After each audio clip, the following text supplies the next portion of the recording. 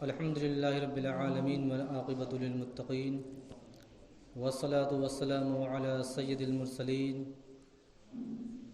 وعلی آلہ واصحابہ اجمعین اما بعد فاعوذ باللہ من الشیطان الرجیم بسم اللہ الرحمن الرحیم ان الصلاة تنہی عن الفحشاء والمنکر صدق اللہ مولانا العظیم وبلغنا رسولہ النبی الامین المکین الکریم ونحن علی ذلک لمن الشاہدین والشاکرین والحمد للہ رب العالمین۔ محترم حضرات، آئیے کچھ عرض و معروض سے قبل آقائے نامدار مدینے کے تاجدار جناب روح فدا محمد عربی صلی اللہ تعالی علیہ وسلم کی بارگاہ بے کس پناہ میں درود و سلام کی ڈالی نشاور کریں اور پڑھیں بآواز بلند اللہم صلی علی سیدنا شفیعنا حبیبنا کریمنا مولانا محمد وبارک وسلم صلاۃ و سلام علیک یا رسول اللہ صلی اللہ تعالی علیہ وسلم۔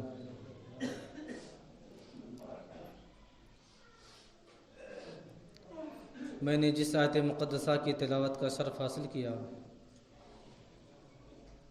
اللہ رب العزت ارشاد فرماتا ہے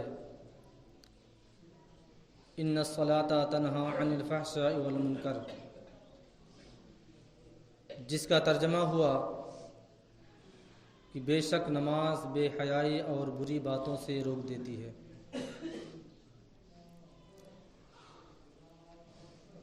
تو دوسری جگہ حضور تاجدار مدینہ صلی اللہ تعالی علیہ وسلم ارشاد فرماتے ہیں الصلاۃ عماد الدین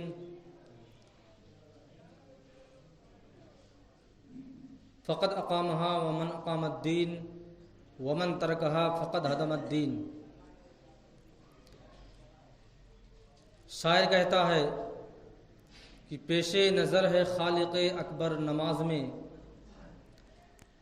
پیش نظر ہے خالق اکبر نماز میں، اور جھکتے ہیں خود سروں کے بھی خود سر نماز میں، جھکتے ہیں خود سروں کے بھی خود سر نماز میں، اور تفریق ذات گھر میں خدا کے مٹائیے، تفریق ذات گھر میں خدا کے مٹائیے، شاہ و گدا کھڑے ہیں برابر نماز میں۔ اور یہ ایک سجدہ جسے تو گراں سمجھتا ہے، یہ ایک سجدہ جسے تو گراں سمجھتا ہے، ہزار سجدوں سے دیتا ہے آدمی کو نجات۔ تو دوسری جگہ جو فارسی اشعار ہے کہا جاتا ہے کہ روز محشر جا گداز بوت، روز محشر جا گداز بوت، اولی پرشش جا نماز بوت۔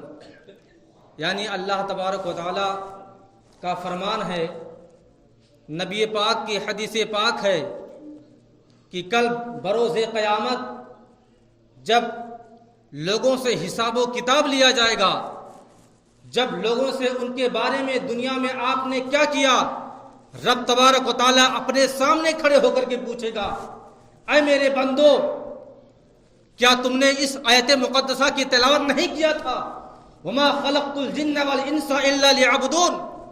تو بتاؤ پیارو کہ بل کل بروز قیامت رب تبارک و تعالیٰ تمام دنیا کے سامنے تمہیں اپنے سامنے کھڑا کر کے جب پوچھے گا، اسی وجہ سے شاعر نے کہا ہے کہ اولی روز محشر جاں گداز بوت، اولی پرشش نماز بوت۔ یعنی رب تبارک و تعالی روز محشر کے دن جب جان پگھلا دینے والی آگ برسے گی، جب زمین لوہے کی ہوگی، پیتل کی ہوگی، اور آسمان فولاد کا ہوگا، اور تمہارا دماغ اس طرح پگھلے گا جیسے کہ کھولتے ہانڈی میں جب چاول پکایا جاتا ہے اور ابال مارتا ہے، اسی طرح کل بروز قیامت تمہارا دماغ پکے گا اور اس وقت رب تبارک و تعالیٰ تم سے سوال کرے گا، اے میرے بندو تم نے دنیا میں میرے لیے کیا کیا؟ اے میرے بندو کیا تم نے نماز کو ترک کر دیا تھا؟ کیا تم اپنے رب کو بھول بیٹھے تھے؟ کیا تم دولت کی نشے میں اپنے رب تبارک و تعالیٰ کی تسبیح و تہلیل کرنا چھوڑ دیا تھا؟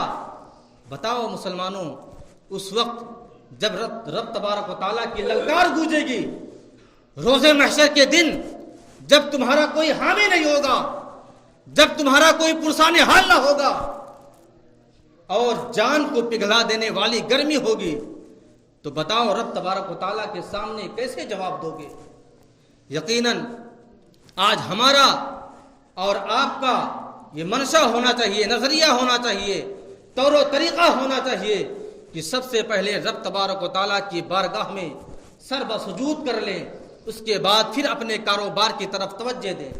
اسی وجہ سے جب ہم رات میں سوتے ہیں تو رب تبارک و تعالیٰ نے نماز فجر کا وقت ایسا وقت رکھا ہے کہ کل مسلمان بہانہ نہ کر بیٹھے کہ پہلے نماز کا وقت نہیں تھا، پہلے کاروبار کا وقت تھا۔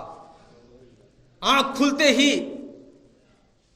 نماز فجر کی اذان ہو جاتی ہے تاکہ کل تم رب تبارک و تعالیٰ کی بارگاہ میں کوئی بہانہ نہ کر سکو، اور جب صبح اٹھو تو سب سے پہلے رب تبارک و تعالیٰ کی بارگاہ میں اپنے سر کو سجدے میں رکھ دو تاکہ آپ یہ پیش کرو، آپ یہ نظریہ رب تبارک و تعالیٰ کے سامنے ظاہر کرو کہ یقیناً ہم مسلمان ہیں، تو سب سے پہلے اٹھتے ہی رب تبارک و تعالیٰ کی تسبیح و تہلیل بیان کریں گے۔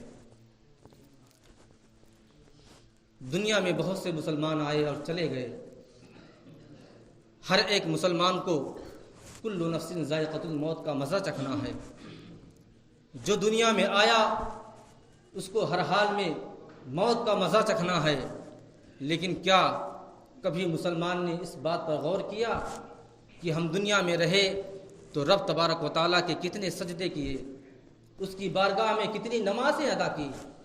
غور نہیں کرتا، جبکہ ہمارا نظریہ ہونا چاہیے کہ اللہ تبارک و تعالیٰ کی عبادت کرنے کے بعد اس کے بعد کاروبار کریں، کیونکہ ہر دن ہر روز ایک مؤذن پکارتا ہے اور کہتا ہے آؤ نماز کی طرف، آؤ کامیابی کی طرف، آؤ کامیابی کی طرف، حی علی الصلاۃ حی علی الفلاح، آؤ کامیابی کی طرف۔ لیکن ہم نے اس کو چھوڑ کر کے اپنی کامیابی کو دنیا میں تلاش کرنا اور ڈھونڈنا شروع کر دیا ہے۔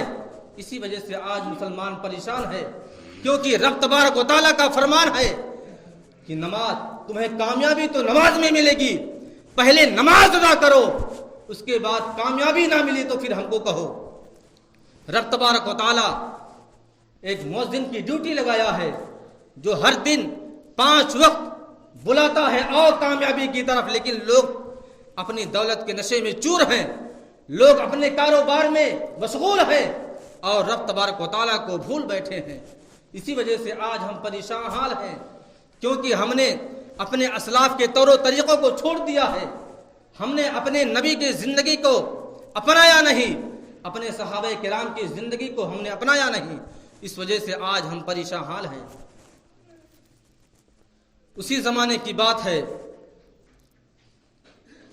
کہ حضرت ابو بکر صدیق رضی اللہ تعالی عنہ سے مروی ہے، جبکہ حضرت ابو بکر صدیق رضی اللہ تعالی عنہ خلیفہ اول ہیں اور آپ سے روایتیں بہت کم ملتی ہیں، اور جو روایت آپ سے ملتی ہے بہت ٹھوس اور بہت مضبوط ہوتی ہے۔ آپ کا فرمان ہے کہ اے لوگو، منافقین کے خشوع سے بچو۔ نماز میں منافقین کے خشوع سے بچو۔ جب لوگوں نے دریافت کیا کہ منافقین کا خشوع کیا ہے، آپ اس کی تشریح فرمائیں، اس کو واضح آپ بیان فرمائیں کہ منافقین کا خشوع کیا ہوتا ہے۔ حضرت ابو بکر صدیق رضی اللہ تعالی عنہ بیان فرماتے ہیں کہ منافقین کا خشوع یہ ہوتا ہے کہ صرف اس کے جسم پر خشوع طاری ہوتا ہے، دل میں نہیں۔ جبکہ ایک مسلمان، ایک مرد مومن کا خشوع یہ ہے کہ اس کے دل میں بھی خشوع ہوتی ہے اور بدن پر بھی ہوتا ہے۔ اگر اس کا بدن اللہ تبارک و تعالیٰ کے گریہ وزاری کرتا ہے، اللہ تبارک و تعالیٰ سے اس کا بدن لرزتا ہے، تو یقیناً ایک مرد مومن کا دل اللہ تبارک و تعالیٰ کے خوف سے اس کا دل بھی لرزتا ہے، بدن بھی لرزتا ہے۔ یہ خشوع ہونا چاہیے۔ حضرت ابو بکر صدیق رضی اللہ تعالیٰ عنہ نے بیان فرمایا ہے۔ اور نماز کے حوالے سے میں آپ کو بتاؤں کہ حضرت داؤد طائی رحمۃ اللہ تعالیٰ علیہ، جو اپنے وقت کے بہت بڑے صوفیاء کرام میں سے گزرے ہیں، عارفین میں سے گزرے ہیں، ایک مرتبہ آپ اپنے گھر میں نماز ادا کر رہے تھے، اچانک آپ کے گھر میں آگ لگ جاتی ہے اور لوگ آپ کے گھر کے باہر شور و غل کر رہے ہیں اور آواز دے رہے ہیں، اے داؤد طائی باہر آ جاؤ، آپ کے گھر میں آگ لگ چکی ہے، آپ کو نقصان ہو جائے گا، آپ کو آگ نقصان پہنچا دے گی، آپ کا پورا گھر جل رہا ہے۔ داؤد طائی نماز میں مشغول ہیں۔ حضرت امام اعظم ابو حنیفہ رضی اللہ تعالیٰ عنہ کے شاگردوں میں سے ہیں۔ داؤد طائی نماز میں مشغول ہیں، یہاں تک کہ لوگ آپ کو آواز دیتے دیتے آپ کے گھر میں داخل ہو جاتے ہیں۔ لوگوں نے دیکھا کہ آپ تو نماز میں مشغول ہیں، اور جب آپ نے سلام پھیرا تو دیکھا کہ لوگوں کا ہجوم اکٹھا ہے، لوگوں کی بھیڑ جمع ہے۔ آپ نے لوگوں سے دریافت کیا کہ بھیڑ کیسی ہے، لوگوں کا مجمع کیسا ہے۔ لوگوں نے بیان کیا، لوگوں نے بتایا کہ اے داؤد طائی آپ کے گھر میں آگ لگ چکی ہے اور آپ کو ذرا بھی خبر نہ ہوئی۔ داؤد طائی نے فرمایا، اے لوگوں، میں تو اپنے یار سے گفتگو میں اس طرح مشغول تھا کہ مجھے کچھ پتا ہی نہ چلا کہ میرے گھر میں آگ لگ گئی ہے۔ سوچئے پہلے کے لوگ اور عارفین صوفیاء کرام اللہ تبارک و تعالیٰ کی بارگاہ میں کیسے کھڑے ہوتے تھے، کس انداز میں نماز ادا کرتے تھے کہ اگر گھر میں آگ لگ جائے تو بھی ان کو خبر نہیں ہوتی تھی، اس طرح نماز ادا کیا کرتے تھے۔ جبکہ اسی جگہ پر حضرت علی کرم اللہ وجہ الکریم کا یہ واقعہ بہت مشہور ہے کہ جب آپ کو ایک تیر لگ جاتی ہے اور ایسا تیر لگا آپ کے جسم پر، آپ کے بدن پر ایسا تیر لگا کہ جو اگر انگلی کوئی ٹچ کرتا تھا تیر پر تو آپ کی چیخ نکل جاتی تھی درد کی وجہ سے۔ لوگوں نے جب سوچا کہ آخرکار حضرت علی کرم اللہ وجہ الکریم کا یہ تیر کس طرح نکالا جائے، تب کچھ لوگوں نے مشورہ دیا کہ آپ کے نماز پڑھنے کا انداز بالکل الگ ہے، جب یہ نماز میں کھڑے ہو جائیں تو پھر ان کے جسم سے تیر کھینچ لیا جائے۔ اور اسی طرح کیا گیا۔ جب حضرت علی کرم اللہ وجہ الکریم نے نماز شروع کی اور نماز کے درمیان لوگوں نے آپ کے جسم سے تیر اس طرح نکال لیا، اور جب آپ نے سلام پھیرا تو آپ نے دریافت کیا کہ لوگ میرے پاس کیوں جمع ہیں۔ لوگوں نے بتایا کہ وہ تیر جو کوئی طبیب، کوئی ڈاکٹر آپ کے جسم سے نہ نکال سکتا تھا، آپ کو اتنا درد ہوتا تھا کہ آپ کی چیخ نکل جاتی تھی، آپ کے جسم سے آپ کے تیر کو نکال لیا گیا۔ حضرت علی کرم اللہ وجہ الکریم نے فرمایا کہ مجھے تو پتہ ہی نہ چلا، میں تو رب تبارک و تعالیٰ کی بارگاہ میں اس کی عبادت میں اس طرح مشغول تھا کہ مجھے خبر ہی نہ ہوئی کہ میرے جسم سے تیر کب نکال لیا گیا۔ حضرت عروہ بن زبیر رضی اللہ تعالیٰ عنہ کے بدن میں ناسور ہو گیا، ناسور ایسا کہ کوئی طبیب، کوئی ڈاکٹر ان کے ناسور کو کاٹنے کے لیے تیار نہ تھا، چونکہ آپ کے بدن میں ایسا درد ابھرتا تھا کہ آپ پریشان ہو جاتے تھے۔ لوگوں نے پھر مشورہ کیا اور کہا کہ جب یہ نماز میں کھڑے ہوں تو ان کے ناسور کو کاٹ دیا جائے، اور اسی طرح کیا گیا۔ جب حضرت عروہ بن زبیر رضی اللہ تعالیٰ عنہ جب نماز میں کھڑے ہوئے اور رب تبارک و تعالیٰ کی تسبیح و تہلیل میں مشغول ہو گئے تو ان کے بدن سے ناسور کو کاٹ دیا گیا اور آپ کو خبر نہ ہوئی۔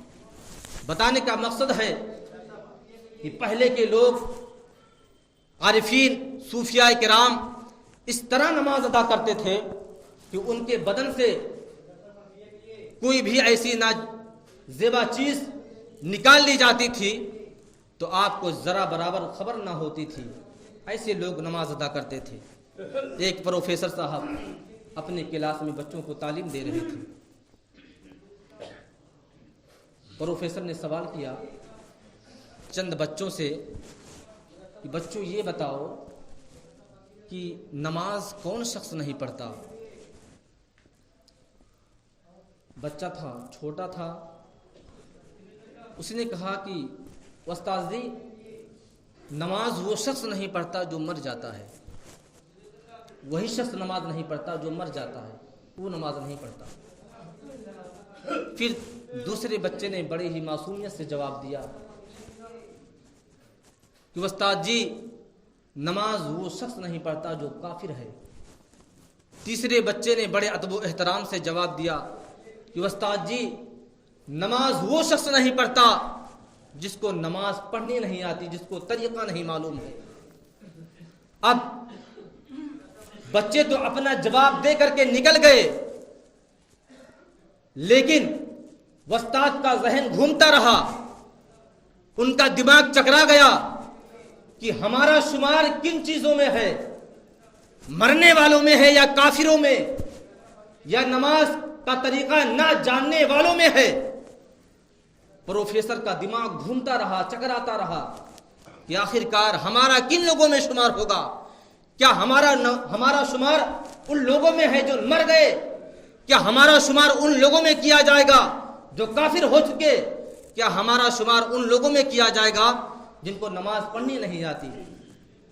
بتایا جاتا ہے پروفیسر ایسا عبادت و گزار ہوا، ان کے استاد ایسے اللہ تبارک و تعالیٰ کی تسبیح و تحلیل بیان کرنا شروع کیے کہ ان کی دنیا ہی بدل گئی.